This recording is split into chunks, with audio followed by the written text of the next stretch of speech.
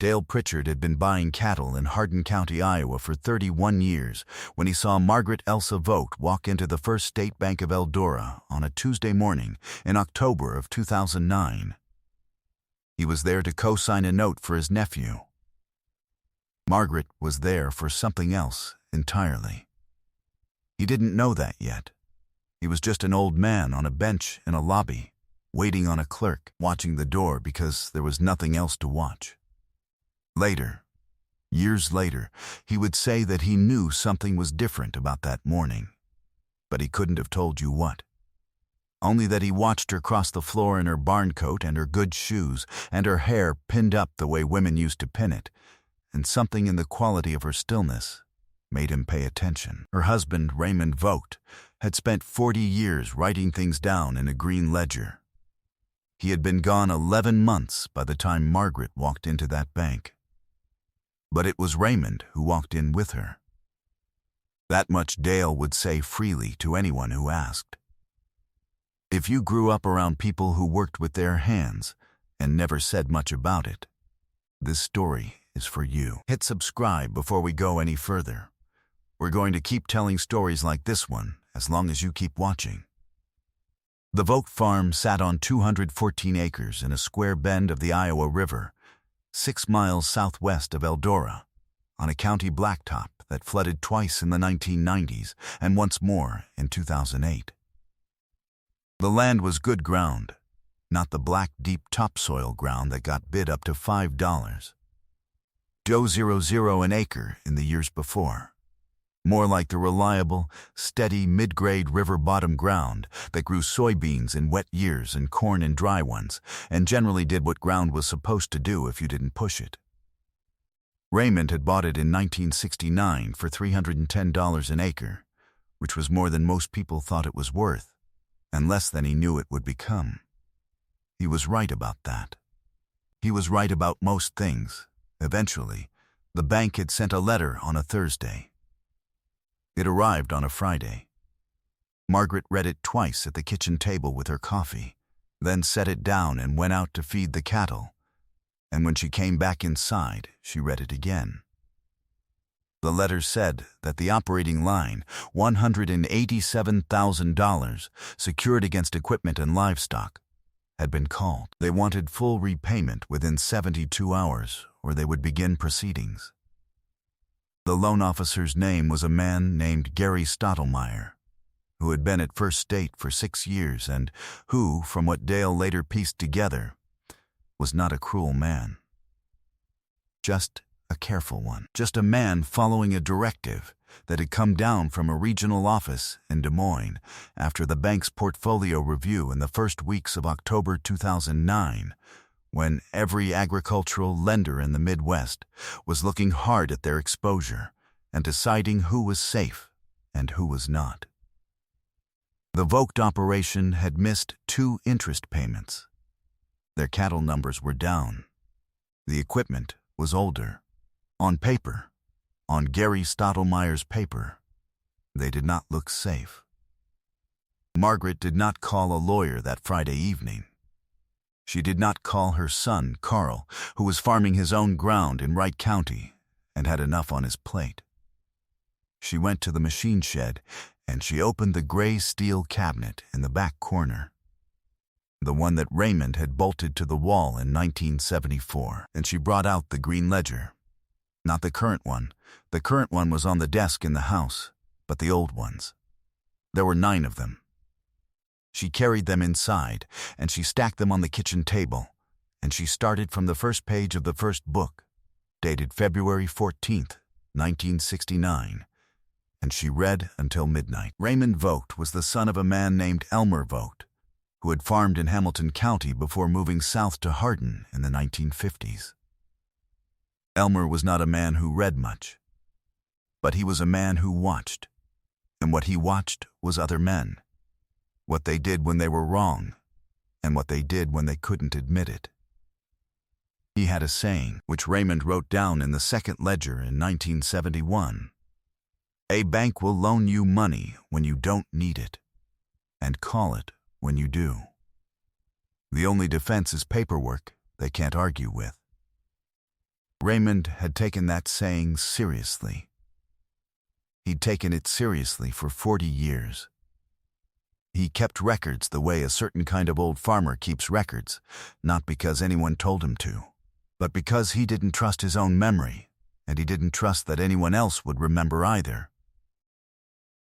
Every operating loan, every payment, every conversation with a loan officer, he wrote it down. Date, name, what was said, what was agreed to.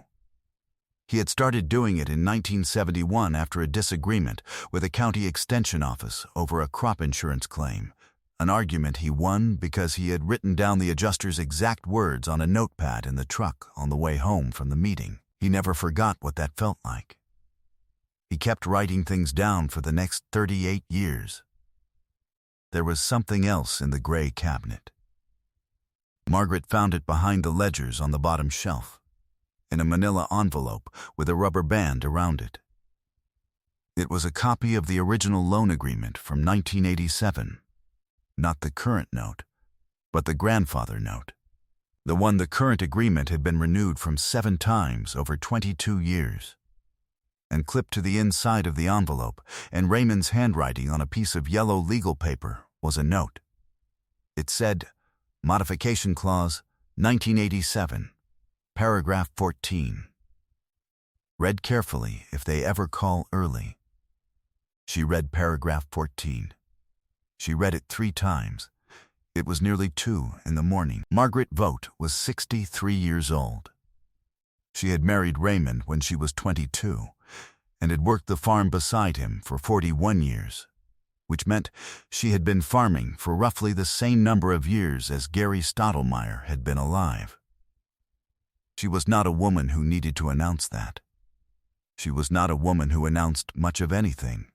Her hair had gone white in her 50s, and she wore it pinned, and she drove a 1998 Ford F-250 with 214,000 miles on it, and she kept her own set of records in a spiral notebook in the kitchen drawer, which she'd started keeping in 1994 after Raymond mentioned that it was good practice for 2 people in the same operation to hold copies of the same information. She had records of every payment, every conversation, every renewal. Not famous, not loud, just careful, thorough, and patient in a way that takes decades to become. She called her lawyer on Saturday morning. His name was Don Hessler, out of Iowa Falls, and he had represented the Vogt farm since 1983. He was 71 and mostly retired, but he answered the phone on the second ring because he recognized the number. She read him paragraph 14 over the phone. There was a pause. He asked her to read it again. She did.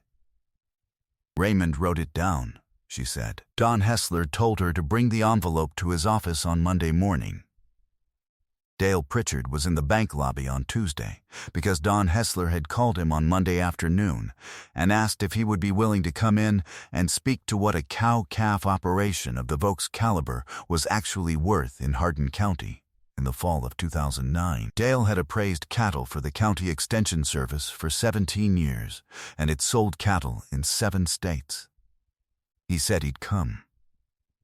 He didn't know Margaret Vogt well, knew of her, knew of Raymond, but he knew what kind of farming they did.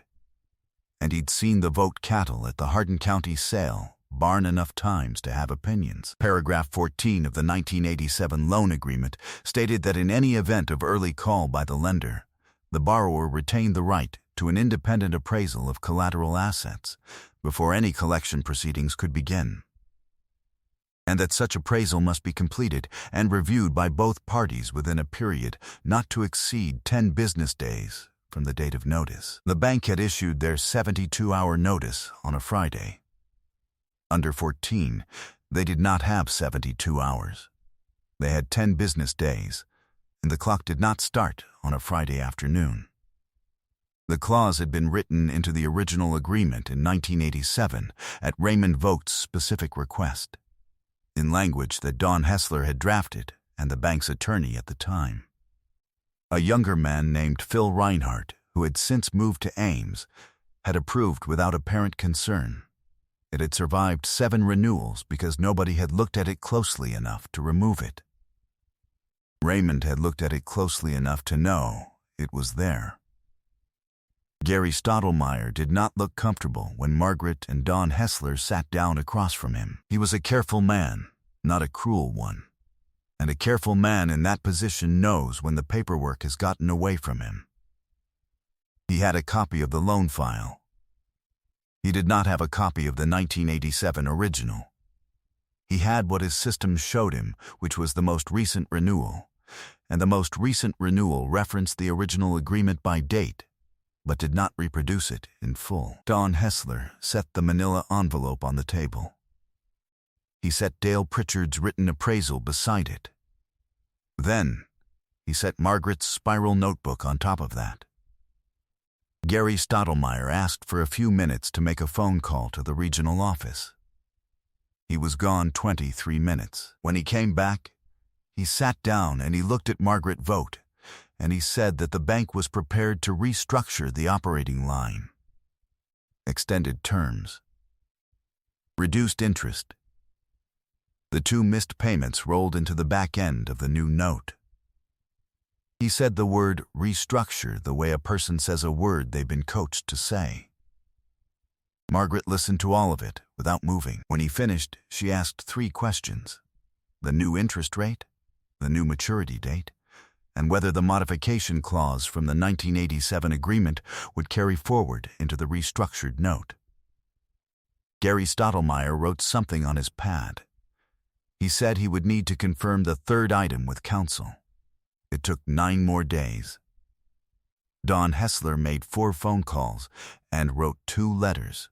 The restructured agreement was signed on a Friday morning, 21 days after the original notice had arrived in the mailbox at the end of the Vogt Farm Lane. Margaret Vogt is 77 now. She still farms the ground, though Carl has taken over the day-to-day, and she mostly keeps the books and helps at calving. The 214 acres appraised at a little over $8.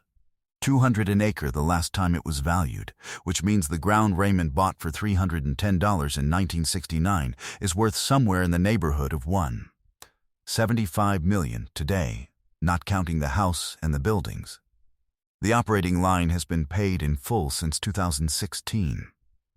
She still drives the F-250, though Carl keeps trying to get her into something newer. She declines, politely, each time he asks. The green ledgers are still in the gray steel cabinet in the machine shed. She added 2 more of her own after Raymond died, in the same format, the same handwriting discipline, date, name, what was said, what was agreed to.